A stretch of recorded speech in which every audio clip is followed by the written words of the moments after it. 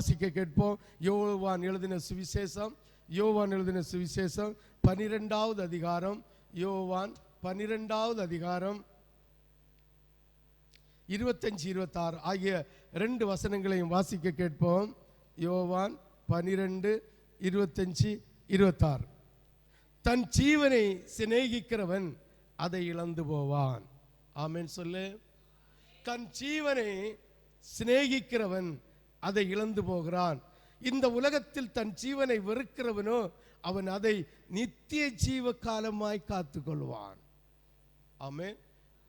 முதல்ல பார்த்த வசனத்தின்படி, வாக்கு தத்தத்தின்படி 4 வித சூழ்நிலையில் இருந்தாலும் உன்னை தப்புவிப்பேன் என்று சொன்ன தெய்வம் இப்ப சொல்லுகிற ஒரு வார்த்தை, இந்த உலகத்தில் வாழ வேண்டும், இந்த உலகத்தில் ஐஸ்வர்யமாய் இருக்க வேண்டும் என்று தன் ஜீவனை, ஜீவன் என்றால் ஜீவனுக்காக உடுக்க துணியும், ஜீவனுக்காக உண்ண உணவும், ஜீவனுக்காக மேட்டின்மையும், ஜீவனுக்காக பெருமையிலும் நீ நினைத்து இந்த ஜீவனை பாதுகாக்க வேண்டும் என்று, இந்த ஜீவனுக்காக அம்பாரமாய் சம்பாதித்து கூட்ட வேண்டும் என்று இந்த ஜீவனை தேவனுக்கு மிஞ்சின, தேவாதி தேவனுக்கு மிஞ்சின சிநேகம் வைத்தாலே உன் ஜீவனுக்கு, உன்னுடைய உயிருக்கு தேவனுக்கு மிஞ்சின மரியாதை வைத்தாலே அதை இழந்து போவாய்.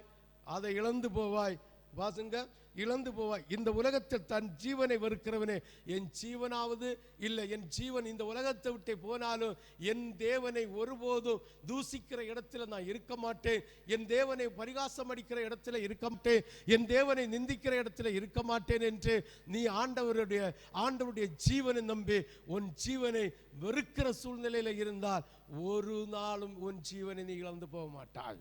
ஆமென்.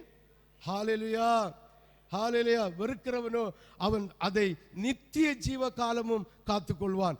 ஒருவன் எனக்கு ஊழியம் செய்கிறவனானால் என்னை பின்பற்ற கடவன். நான் எங்கே இருக்கிறேனோ அங்கே என் ஊழியக்காரனும் இருப்பான். ஒருவன் எனக்கு ஊழியம் செய்தால் அவனை பிதாவானவர் கனம் பண்ணுவார். ஆமென். எந்த தொழில் செய்தாலும், எந்த வேலை செய்தாலும், எந்த காரியங்களை செய்தாலும் ஆண்டவராகிய இயேசுவுக்கு நீ வேலை செய்வாயானால், அவருக்கு கடமைகளை செய்வாயானால் பிதா உன்னை கனம் பண்ண வல்லவராய் இருக்கிறார். நீ உன்னுடைய ஜீவனை விடவும் ஆண்டவருக்கு மகிமை செலுத்தினால், ஜீவனை விரும்பாமல் ஆண்டவருடைய மகிமையை விரும்பி நித்திய ஜீவ காலம் வரைக்கும் உன் ஜீவனை பாதுகாத்து கொண்டு நீ ஆண்டவருக்கு பிரியமா சுவிசேஷங்களை அறிவித்து ஆண்டவருக்கு வேலை செய்தால் இந்த 4 ஆசீர்வாதமும் உன் சிரசில் தாங்கும்.